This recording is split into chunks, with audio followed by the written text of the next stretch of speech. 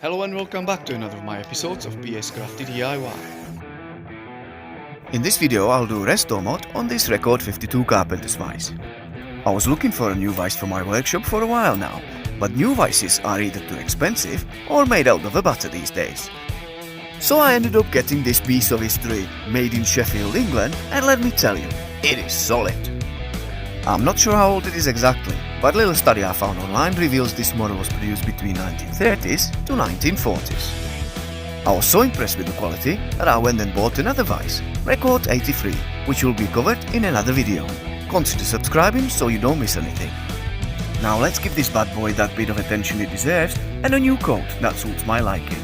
Enjoy the ride.